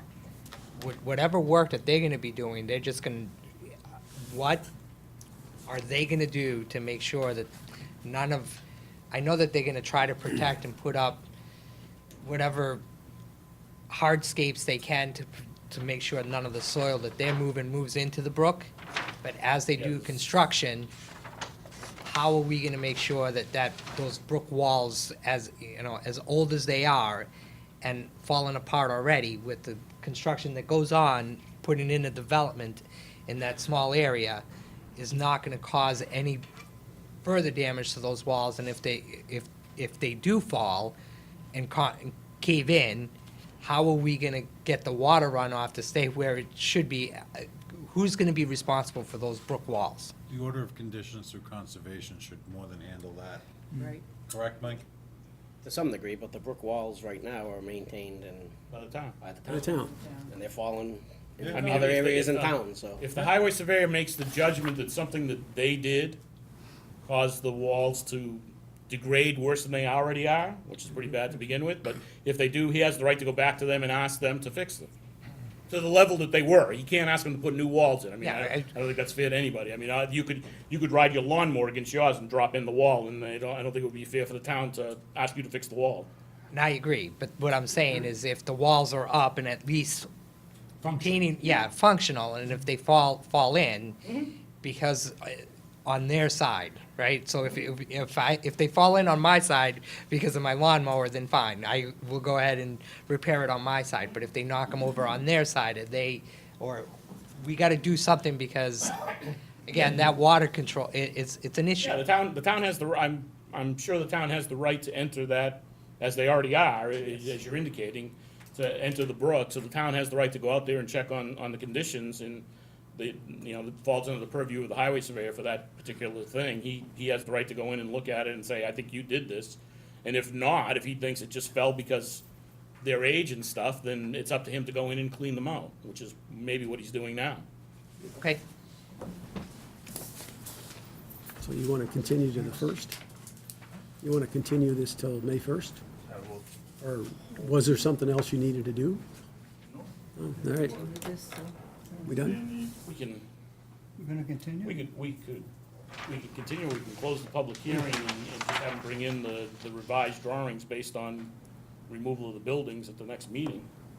That'll work. I mean, I don't know that unless the board has I other have no questions. objections, other than I don't like the placement of how We can have, That's, it's yeah. Yeah, been, well, so, yeah, you could prove it that way with the condition that the buildings be removed. Because they're not gonna get anything signed right away till the 20-day appeal period's up. Either way, it's the pleasure of the board. Entertain a motion. I mean, I don't see a reason to continue this, considering the questions that are outstanding right now. I it's, mean, it's not a question as much as it's just. Right, it's just a change of what they're viewing, and I have no problem with that. It's just, I don't have a problem with the subdivision of the way he laid out the lots. Mm-hmm. I have, my objection is you can't put you can't create a hardship. And by the way, lack of profitability is not a hardship, so Mm-hmm. you can't put a two-family on a 12,000 when you have a 16 available. So that's really been the gripe. So I mean, that's my only Yeah. point of focus. The only building that should be showing is the existing single-family Correct, house that's up it, on the 'cause corner. it's compliant. Other than that. Exactly.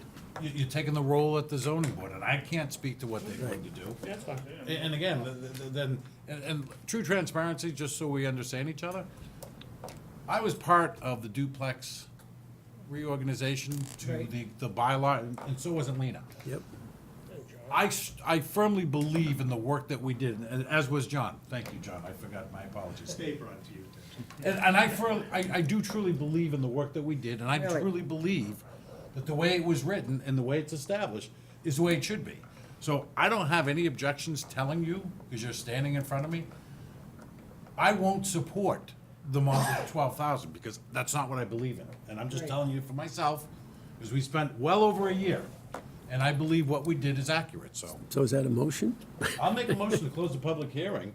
I'll go as far as to say that I don't have any objections to the plan, provided that you show, you know, the Without the other the buildings? relocation to the 16, to either lot 1 or 2.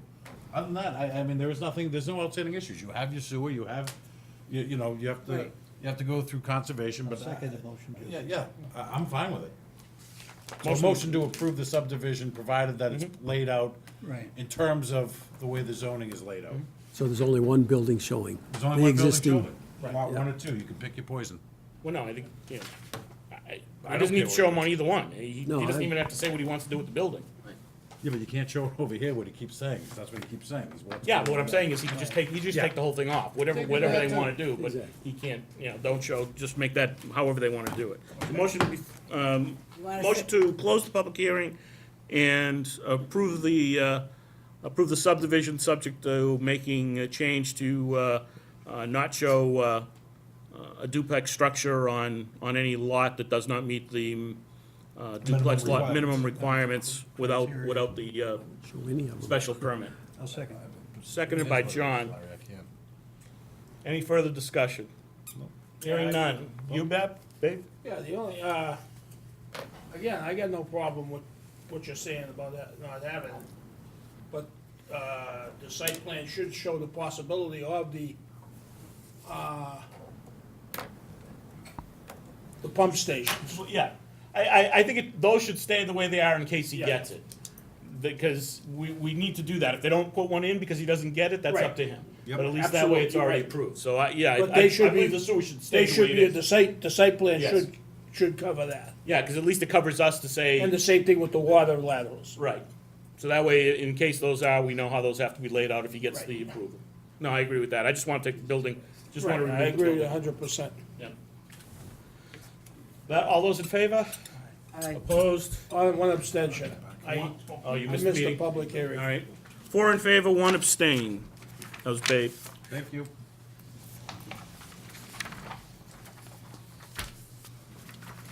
So, continued public hearing, that one's the one that's been canceled, or, yep. So we have conditional approval contract, Bear Hill Village, KC Drive definitive plan.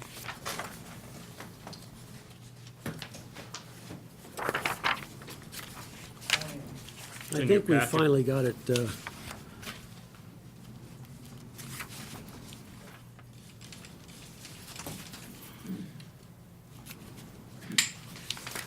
Are there any other outstanding issues on this, Larry? Have you gone through it? no, that seemed to be sufficient. Mike had taken a look at it too. I'll make a motion to approve the conditional approval contract for Bear Hill Village, Casey Drive definitive plan. Motion by Pat to approve the conditional approval contract for Casey Drive, Bear Hill Village. Do I hear a second? I'll second it. Second by Lena. Further discussion? Not hearing any. All in favor? Aye. Opposed? One abstention. 4 in favor, 1 abstained. You missed that one too, babe?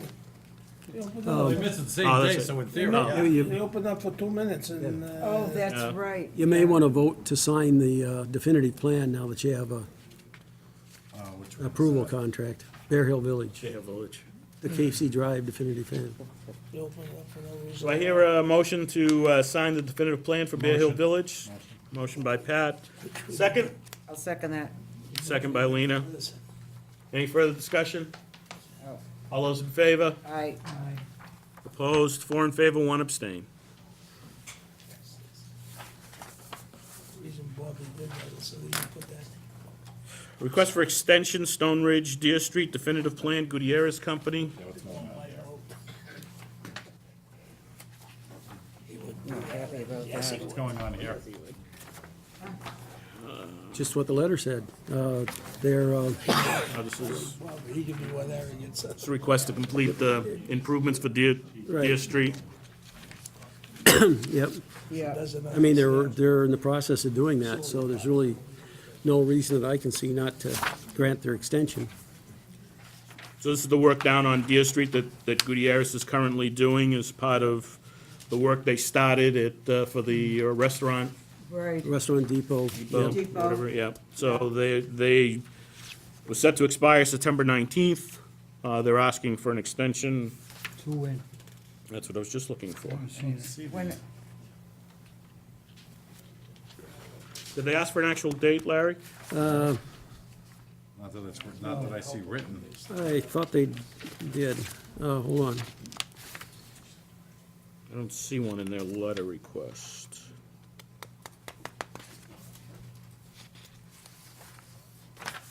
I'll give them an extension to March 2019. That's 6 months. that'll work. I'm just thinking, if we're gonna do that, do we want it to go at least until the end of April in order to do paving? Because I would assume that's probably one of the last things they had to do in March. No, They're I'm not gonna not go. really overly fond with this applicant. It keeps changing their mind on what they really want to build there, so that's just my 2 cents opinion. Motion to extend to March 19th, 2019. Do I hear a second?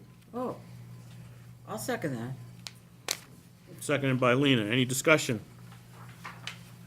Hearing none. All those in favor of extending the Deer Deer Street. Street extension, the completion of Deer Street extension to March 19th, 2019.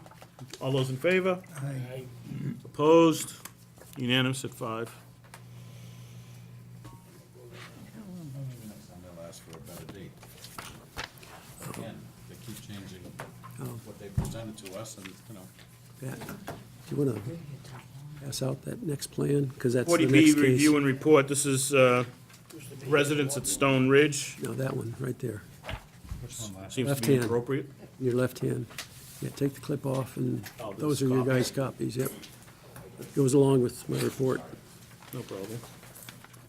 Take one and pass one. Thanks. You want to go over this one, Larry? Gee, Sure.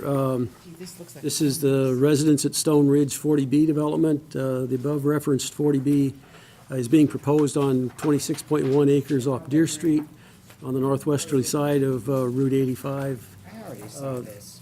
Yeah, I read, yeah. Yeah. The proposal consists of 272 one, two, and three-bedroom residential units in 3 5-story buildings. All of the units are rental units, with 68 of the units being designated affordable. The proposed 40B is within the previously approved Stone Ridge Business Park that had provided for construction of 4 office buildings. I'll skip over a bunch of that stuff. Additional utility work, as well as several transportation improvements required by the Planning Board and Mass DOT had already been started, which included a new bridge over the Charles River. The Planning Board had also approved the special permit for the Restaurant Depot in 2017. The 40B will occupy 26 acres, or 33% of the overall original business park.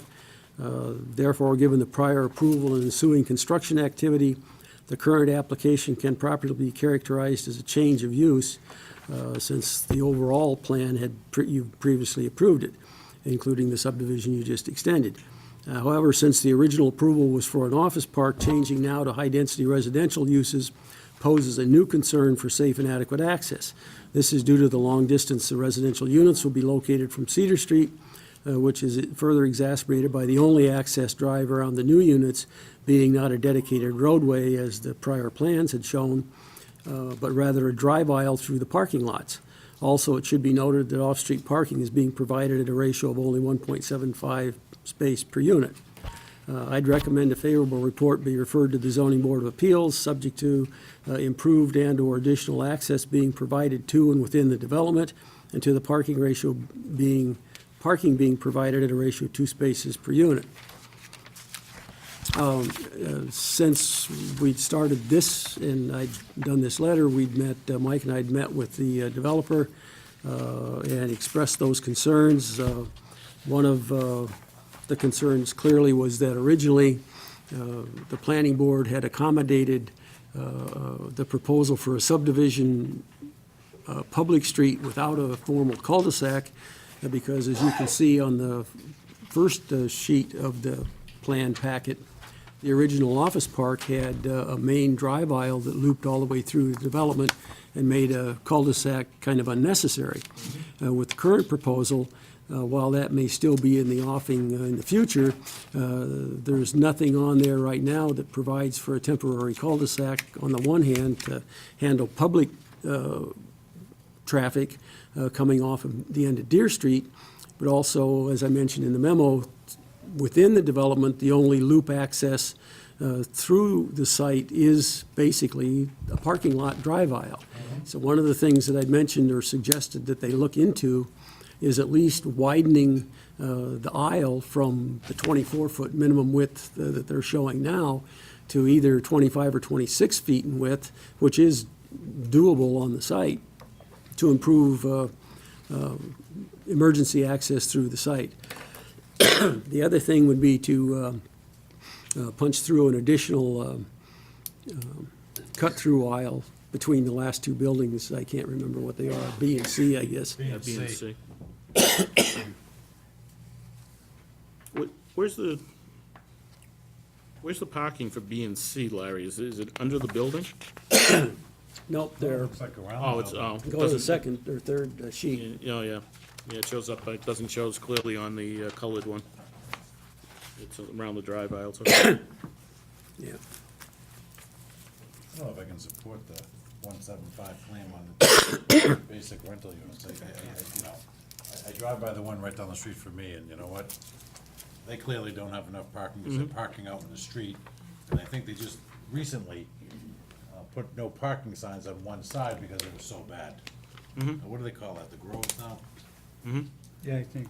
It's just awful. Well, they like to park, yeah, for some reason they like to park out in the street. A lot of times I don't see them parking in the parking lot either, But but. it's that's- becoming a real issue. Yeah. In Oh, no, terms of, at one point, the streets were jammed. with parking on both sides. Well, and that's similar to what we had mentioned when they sent out the site approval, the letter we sent, which is included in the packet somewhere that they submitted. And by the way, all that stuff is on the town homepage, their entire submittal, which was way more than you wanted to have in front of you tonight.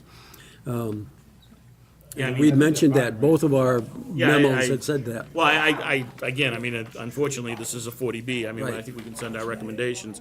I would agree that, again, for the same reason that we had the discussion today as whether 2 was right or not, I believe 2 is the right number here as If far you're as gonna that sell the goes. units, I can subscribe to the theory of maybe 175, but when you're doing them solely for rental, I think when you start registering in visitors and so on and so forth, and the Right. size of them, the 175 doesn't work. I'm sorry, not on a rental style. Well, and Again, some of these are 3-bedroom, too. Precisely. Yes, they are.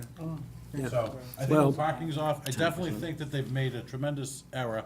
And again, this is not what we would have approved with singular entrance in, based on the way that they laid that out. That's a recipe for disaster. It's not properly accessible in terms of fire safety, and it's not a well-thought-out design again. So, I don't even know how they can even come up with something like that. Just- Yeah, I mean, It's illogical. you know, unfortunately, we went forward. I'm not even real comfortable that Deer Street provides adequate access for this many residential It units. doesn't. But what are you gonna do? But, no, I know, and unfortunately, that wasn't gonna be the use when we allowed it. It was gonna be all, Commercial. commercial or, yeah, business. But as they say, we said the same thing before they submitted. They got their site approval in spite of it. They haven't done anything to address it, so we'll just say it again. The meeting tomorrow night is the first meeting, so I'm sure the ZBA is going to ask for more specific comments or whatever. So I can send essentially the same memo we sent before. What's the most relevant is what they're trying to do. Yeah, I don't know that any of those. And if you want, I can make those specific recommendations about widening the drive aisle and adding the other access. The other access, to my mind, has to be added. Why they have to do this. Our schools, I'm telling you. What, We're gonna, our schools are gonna be. any other comments from the board? Not these apartments. That's what, Any other? It doesn't really matter, No. Joe. It really doesn't. no, okay.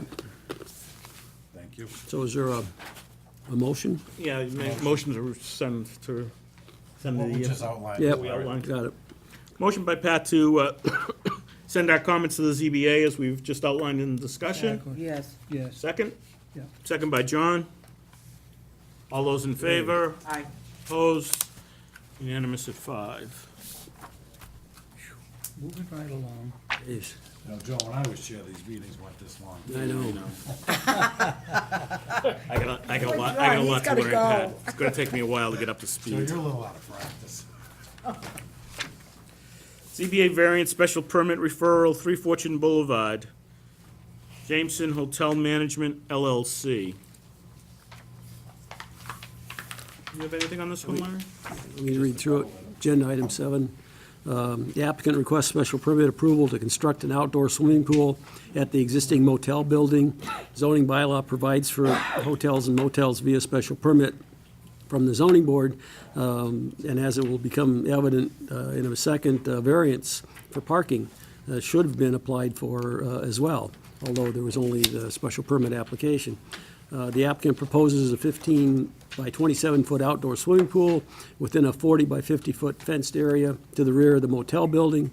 The plan submitted, there's a typo. The plan submitted with this application inaccurately represents the actual existing conditions. It appears to rely on an outdated plan not reflective of what was approved by this board in 2006 and substantially subsequently built. The site currently provides a one-way drive in front of the motel with 21 angle parking spaces, and that coincides with the existing covered main entrance and drop-off area. That's why they're angled spaces, because it's a narrower driveway and perpendicular no longer worked. The site also currently contains 72 total spaces, which is the minimum required for the 65-room motel, which was a reduction from the original 68 rooms prior to 2006. his application inaccurately reflects the number of rooms conveniently as well. The plan ignores that previous approval and circulation pattern, depicts 23 perpendicular spaces where only 21 exist, and it will further eliminate 10 more spaces to do the pool. This would result in 65 spaces or a deficit of 7 overall. Since the variance application was not submitted, it's unclear what actual hardship's being claimed. Reduction of parking for proposed seasonal use is ill-advised, therefore I recommend a negative report to the ZBA. Questions from the board? Which one is this, Larry, by the way? Days in. This is and Days Days In? In, yeah. Okay. I'll make a motion for a unfavorable to the ZBA. Motion for an unfavorable to the ZBA with Larry's letter being forwarded to I them. need your copy as well. I'll second that. Motion by Pat to send an unfavorable to the ZBA with the town planner's letter, seconded by John. Any further discussion? No. All those in favor? Aye. Opposed? Unanimous at 5. ZBA variance, ZBA special permit referral for 69 West Street, Louis Santos, Santos Garage, Inc. I'll go through your letter while you're going through that stuff, Larry. Thanks. The applicant requests special permit approval to change from one non-conforming use to another on the subject property. Zoning bylaw, section 3.1.4 provides for such changes via special permit approval from the Zoning Board of Appeals. The applicant proposes to replace the former sign company in contractor's yard with an auto body shop, auto sales and repair, and towing operation. No building additions are being proposed. The proposed use would include the placement of 15 to 20 unregistered vehicles on the site. However, no site plan has been submitted to indicate compliance with parking requirements and a suitable location for a sales display area. Therefore, I recommend a favorable report be forwarded to the ZBA, subject to amended site plan being approved by the planning board to determine the actual number and placement of vehicles to be displayed. So again, this is to the zoning board. They'd have to come back to us. This building's been, I think, on the market for some time. Yeah.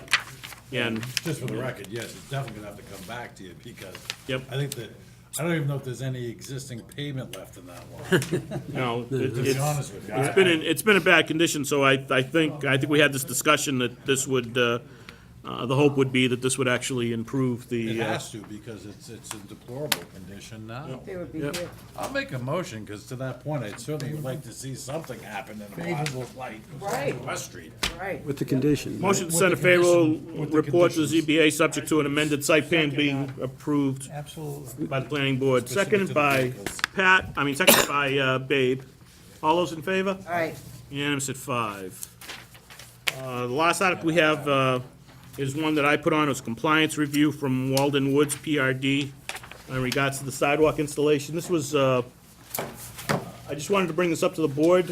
We need to discuss it going forward, but I wasn't sure what the board knew or didn't know, so I just wanted to bring everybody up to speed. That, when Walden Woods was constructed, as you may all remember, we required sidewalks to be put in. Those sidewalks have not been put in. What? No, they were never completed. So, attempted? as far as I know, no. Did we do a waiver, or did we? No, we never did, we required the sidewalks, they weren't put in as part of the plan, so How'd they get their final sign? unfortunately, no one caught that. Really, a sidewalk? You missed that? Yep, And we didn't do a waiver? no. So you missed not one, but 2 sidewalks, okay. Oh, no, the original plan, I believe, had sidewalk on only one side, if that's what you're asking. That's what I'm asking. Yes. Okay. The original plan was sidewalk on one side. So we did, when the town did the final inspection, no one caught that. So I just wanted to bring that up to the board because we need to clear that situation up with the builder. Not only that, but we have to be fair, because if I recall correctly, there was a condo across from the high school that was looking to get rid of the sidewalks. and we said Absolutely, I no. remember So we have that, to be Pat. consistent Yes. and adhere to the plan. That's right. And certainly, we've been Right. consistent with everyone since then that we've required Right. sidewalks. Precisely, so we can't, But you know. that being said, that this isn't really the purpose of this. I just wanted to bring everybody up to speed as to why this was on and we need to be forward. I know Attorney Fernandez is, and you may want to speak shortly, but again, this wasn't for that. It was to bring everybody up to speed. We'll try to figure out a way forward as we get What's into the this. position of the, Yeah, this, of the builder, if I may be so bold as to I ask? can't speak for the builder. again, for the record, my name's John Fernandez, and I've been working with the Board of Governors, and we have 2 members here, and we have a couple of also residents, including our esteemed and celebrated former town planner, Mr. Deluzio. That would be fair. He obviously recognized the esteemed part.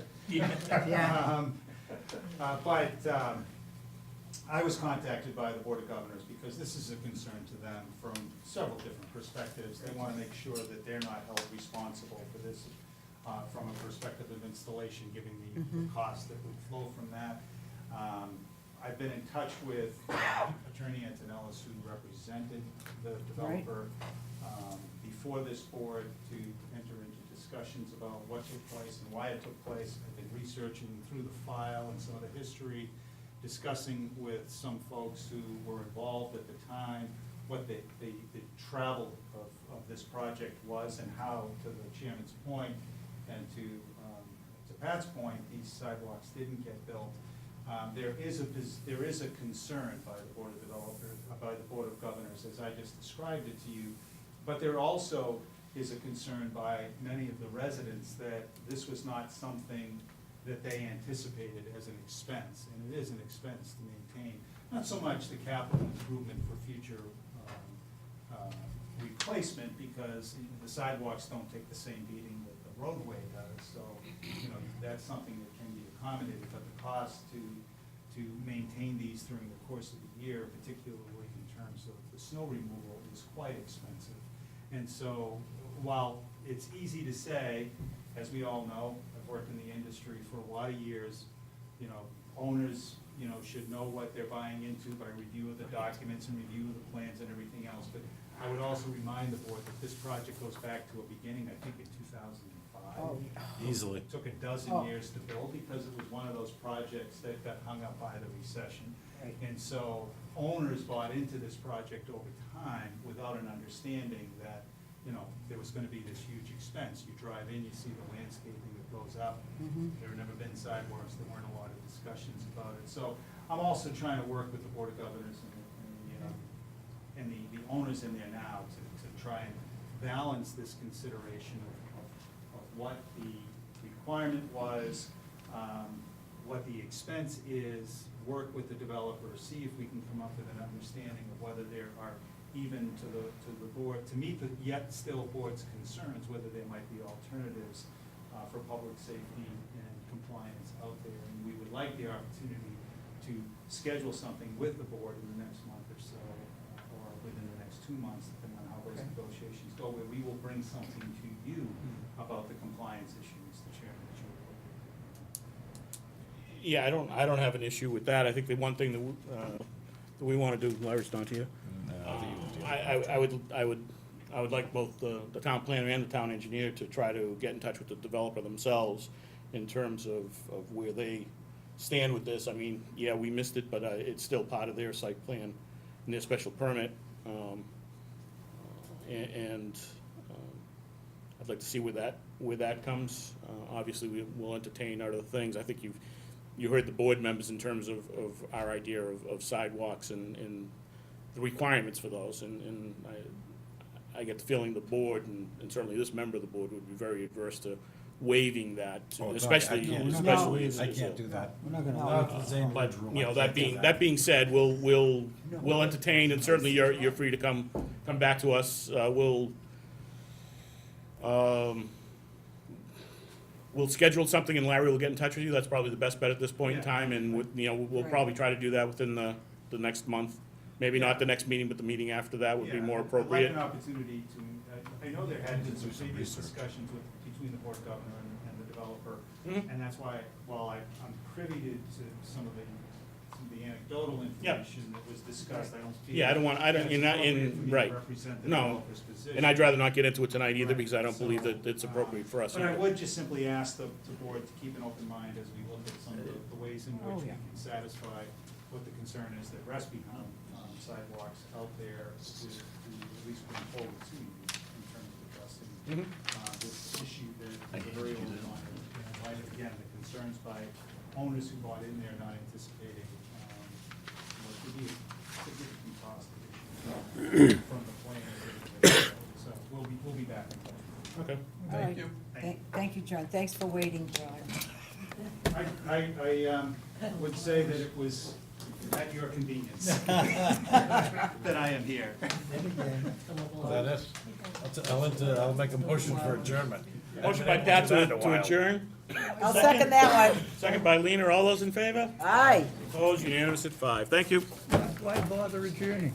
You just stay for your next.